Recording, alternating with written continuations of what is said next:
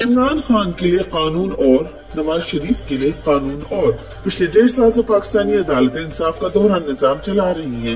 عمران خان اور تحریک انصاف سے تعلق رکھنے والے ہر شخص کو عدالت سے دور دور تک ریلیف نہیں مل رہا۔ خواتین سیاسی قیدی سینکڑوں روز سے غیر قانونی طور پر قید ہیں۔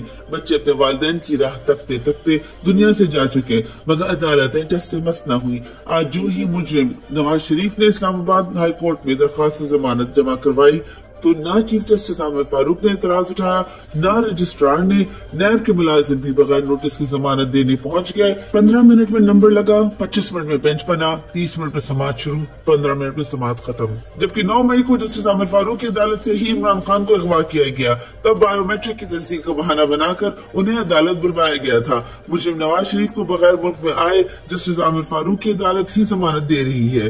قوم آج جسٹس عامر فاروق سے پوچھتی ہے، انصاف کا یہ دوہرا معیار کیوں؟ ایف آئی اے کا عدالت میں جمع کروایا گیا سائفر کیس کا چالان، تضاد کی داستان۔ چیئرمین تحریک انصاف و سابق وزیر اعظم عمران خان کی غیر قانونی قید کو آج 73 روز گزر چکے ہیں۔ عمران خان تقریباً 2.5 ماہ سے ملکی تاریخ کی سخت ترین قید کاٹ رہے ہیں، جہاں نہ عدالتوں سے ان کے لیے ریلیف ہے، نہ جیل حکام بطور سابق وزیر اعظم ان کو سہولیات دے رہے ہیں۔ عمران خان کو لمبا عرصہ جیل میں رکھنے کے لیے اب توشہ خانہ کے بعد سائفر کیس کو برق رفتاری سے چلایا جا رہا ہے۔ اسی سلسلے میں ایف آئی اے نے عدالت میں سائفر کیس کا چالان جمع کروایا ہے، جس میں مختلف ریاستی ملازموں کے بیانات ہیں۔ بیانات کے مطابق سائفر میں دھمکی نہیں تھی، مگر ساتھ ہی ڈبل ڈی مارش کا ذکر بھی ہے۔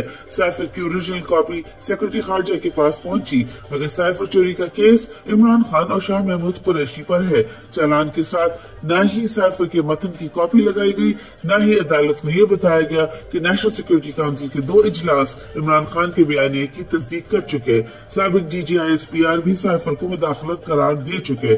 وکلا کا کہنا ہے سائفر کیس محض سیاسی انتقام ہے، اس کیس کی کوئی قانونی حیثیت نہیں۔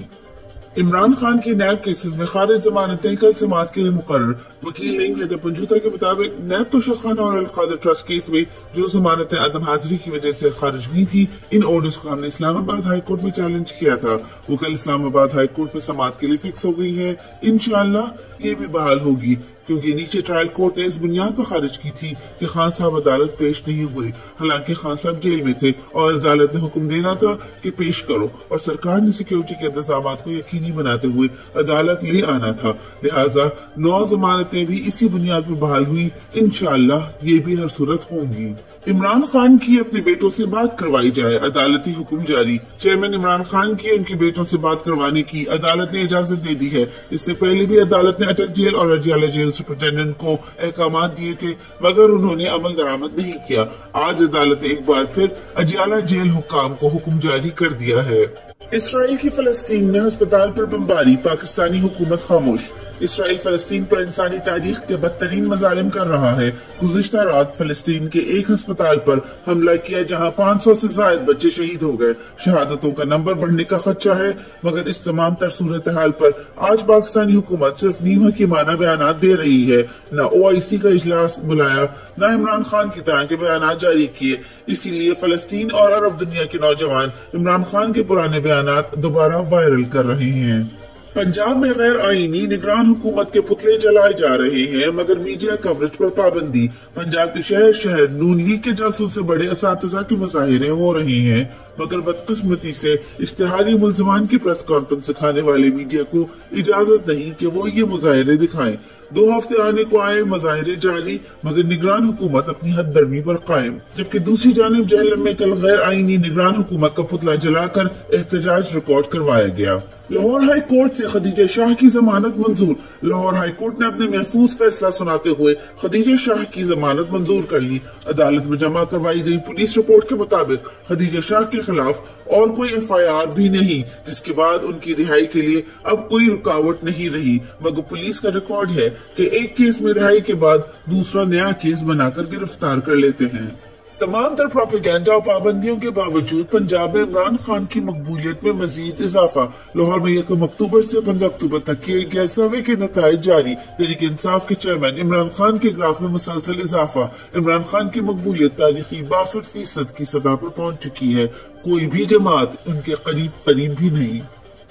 بلے کے انتخابی نشان کا تحریری فیصلہ جاری کریں۔ تحریک انصاف کا الیکشن کمیشن سے مطالبہ۔ پاکستان تحریک انصاف نے 30 اگست کے فیصلے کے تفصیلی تحریری فیصلے کے حصول کے لیے الیکشن کمیشن آف پاکستان میں تحریری درخواست جمع کروا دی۔ تحریری درخواست سینئر مرکزی رہنما اور پاکستان تحریک انصاف کے وکیل بیرسٹر علی ظفر کی جانب سے جمع کروائی گئی۔ 41 روز گزر جانے کے باوجود تفصیلی فیصلہ جاری نہ کرنا انتخابات کے منصفانہ اور شفاف انعقاد کے تصور کے خلاف ہے۔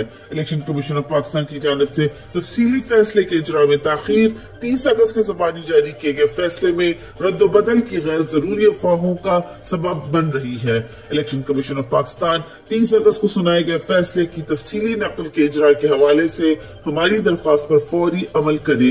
علی ظفر۔ نون لیگ کی ریلی میں ایک بار پھر چور چور کے نعرے لگ گئے۔ فیصل آباد میں نواز شریف کے استقبال کے لیے عابر شیر علی کی ریلی دیکھ کر چور چور کے نعرے لگ گئے۔ 2 دن پہلے ہی فاروق حبیب نے پی ٹی آئی چھوڑی تھی مگر فیصل آباد والوں پر اثر نہیں ہوا۔ سارے پاکستان کی عوام عمران خان کے ساتھ ہے۔ سردیاں آنے سے پہلے ہی گیس کی قیمتوں میں ہوش شبہ اضافہ، ریلیف کے بجائے تکلیف۔ سویس صدر نوردن نے صارفین پر بوجھ ڈالنے کے لیے کمر کس لی۔ 697 ارب روپے کے واجبات کا بوجھ صارفین پر ڈالا جائے گا۔ نان پروٹیکٹڈ صارفین کے لیے فکس چارجز 400 سے زائد اضافہ کیا جائے گا۔ فکس چارجز 460 سے بڑھا کر 2000 روپے تک عائد کیے جائیں گے۔ گھریلو صارفین کے لیے گیس کی قیمتوں میں اضافہ رواں ماہ سے بھی شروع ہو جائے گا۔